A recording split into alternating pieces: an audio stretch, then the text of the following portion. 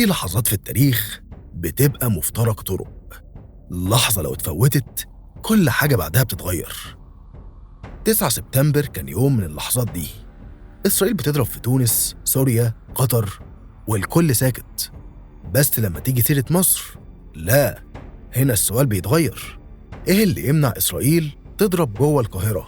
سؤال مش خيال علمي، ده احتمال وارد وبقوة، ولو حصل تبقى لحظة الحقيقة وصلت. هل مصر مستعدة تدافع عن نفسها؟ هل إحنا فعلاً أقوى من زمان؟ ولا مجرد شكل خارجي وأول ضربة هتخلينا نرجع سنين لورا؟ في الفيديو ده مش هنقول شعارات، هنحكي وقائع ونحلل تاريخ ونربطه بالحاضر، لأن اللي مش بيتعلم من اللي فات هيتلدغ تاني. تعالى نحكي الحكاية من الأول واحدة واحدة. ركز معايا في الفيديو ده وصدقني هتنبهر. بس الأول ما تنساش تعمل لايك، تشترك في القناة وتفعل الجرس علشان يوصل لك كل جديد. انت مين؟ تقول على مصر احنا انتصرنا على مصر؟ تنتصر مين؟ اقسم بالله لو تشيل بس الحدود يدش عليك الجيش المصري هي ساعتين. فراعنه هذول. قسما بالله اللي حيقرب لها لاشيله من فوق وش الارض. ارضي وانا حر، ولا تلومن الا انفسكم. عيب انتوا بتتعاملوا مع ناس كبار.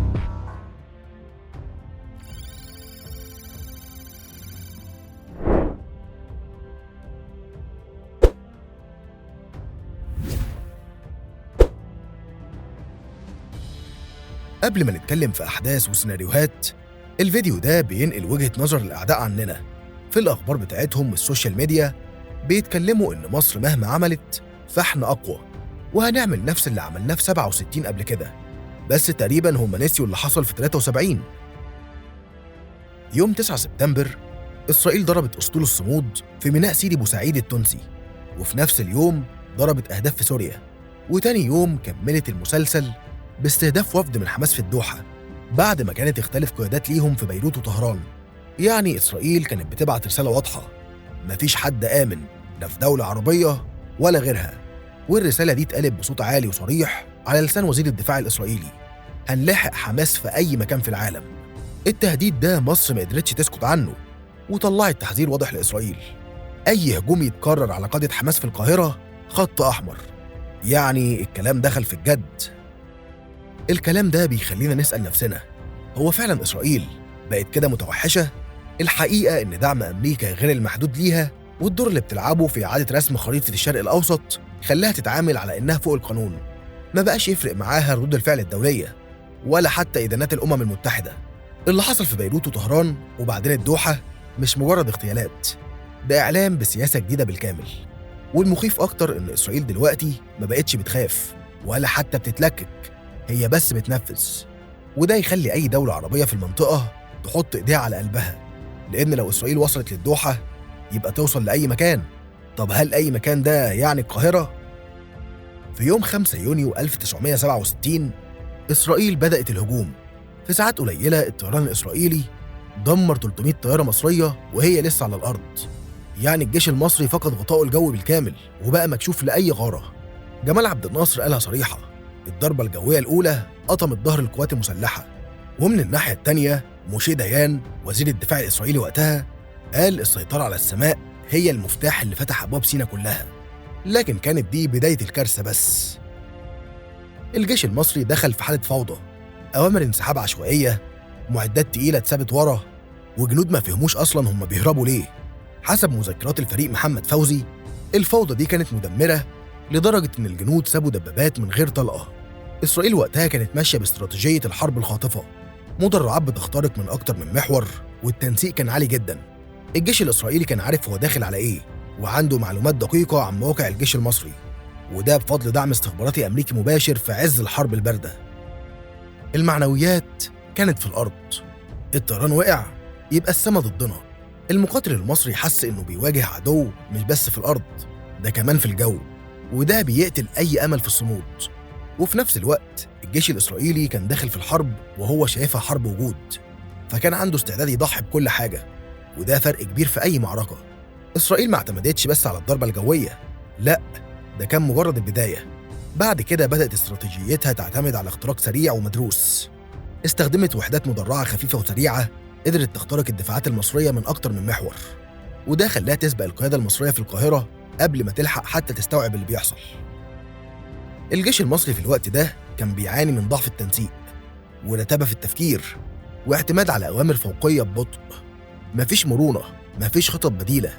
اللواء السابع المدرع الإسرائيلي استخدم شبكة الطرق اللي كانت مصر بنتها في سيناء واخترق بيها دفاعاتنا من محاور أبو عجيلة والجيش. والجنرال تال قال حرفياً كأننا ماشيين على أرض مش بنخترق صحراء معادية. غير كده إسرائيل كانت عاملة استعدادات لوجستية جبارة، أنظمة إمداد سريعة، خطوط تموين متنقلة، ومخازن متقدمة.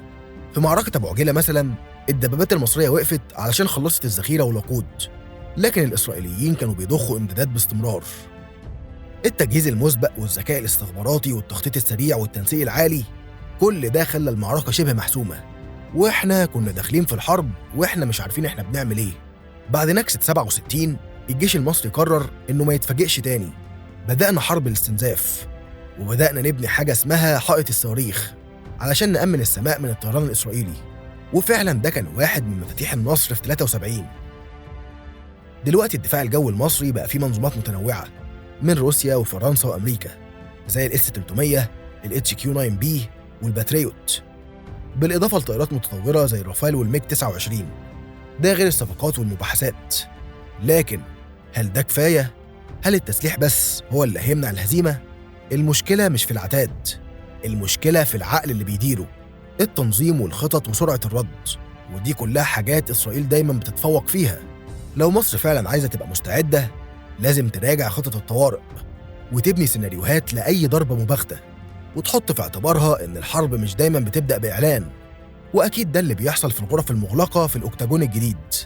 كمان لازم نفهم إن الجبهة ما بقتش بس برية أو جوية، دلوقتي عندنا حروب سيبرانية، تشويش، درونز، وتكنولوجيا ممكن تعطل دولة كاملة في 10 دقايق. فهل الجيش المصري مجهز للحروب الحديثة؟ ولا لسه بنفكر بعقلية الدبابات والمدافع؟ الرئيس عبد الفتاح السيسي ضخ مليارات في مشروعات بنية تحتية ضخمة في سيناء، أنفاق، طرق، ممرات، مواني، وخطوط لوجستية، وده شيء إيجابي على الورق. لكن الحقيقة السلاح ده ذو حدين. لو الدولة مسيطرة على الطرق دي هتسهل التحرك والإمداد، لكن لو حصل اختراق أمني أو سيطرة جزئية نفس الطرق دي هتساعد العدو إنه يسيطر بسرعة. اللي حصل في 67 خير دليل. اللواء الإسرائيلي استخدم الطرق اللي عبد الناصر كان عاملها واخترق بيها سيناء بسهولة. نفس الشيء حصل في العراق. أمريكا استخدمت طرق صدام حسين علشان تدخل بغداد. في تقارير إسرائيلية حديثة بتتكلم عن ده، وبتقول إن تطوير البنية التحتية من غير تأمينها كويس بيحولها لعبء في الحرب. هل إحنا مأمنين كل ده؟ هل في أنفاق لوجستية عسكرية تحت الأرض؟ لو حصل صدام عسكري مصر هتواجه تهديدات غير تقليدية، أولها الغاز. مصر بتعتمد على الغاز المستورد من إسرائيل بنسبة كبيرة، ولو حصلت حرب إسرائيل هتقطع الإمداد فوراً، يبقى في أزمة طاقة. ثانياً سد النهضة. مش بعيد أبداً إن إسرائيل تستخدم علاقتها بأثيوبيا وتفتح جبهة جديدة من الجنوب، يعني بدل ما مصر تركز على جبهة سيناء تلاقي نفسها مضطرة تحارب في اتجاهين. ثالثاً أمريكا دايماً مع إسرائيل، ولو حصلت حرب ممكن توقف المعونة أو تضغط على مصر سياسياً واقتصادياً. لكن في المقابل مصر عندها كروت ضغط، قناة السويس، المجال الجوي، ووجودها الجغرافي الاستراتيجي ممكن تقفل مجرى ملاحي أو تمنع تعاون أمني أو تأثر على مصالح أمريكية في الشرق الأوسط. كمان مصر مش لوحدها، الدعم العربي محتمل سواء مالي أو سياسي، لكن هل الدعم ده كفاية؟ وهل هيكون فعال؟ ولا هنرجع نسمع جمل من نوعية قلوبنا معاكم؟ السيناريو ده ما بقاش خيال. الضربات حوالينا بتزيد والتوتر بيقرب والمشهد بيولع. لو إسرائيل فعلا دخلت سيناء مصر قدامها احتمالين، يا إما ترد بحسم وتخاطر بكل حاجة، يا إما تسكت وتخسر هيبتها. لكن المعركة دي مش بس سلاح، دي معركة إرادة، إعلام، دعم داخلي، واقتصاد. لو المواطن المصري نفسه مش مؤمن بالمعركة الدولة هتخسر قبل ما الحرب تبدأ، ولو الجيش مش متطور تقنياً فهيتضرب في أول جولة. يبقى السؤال اللي لازم كل واحد يسأله لنفسه: هل إحنا جاهزين فعلا ولا سايبينها على الله؟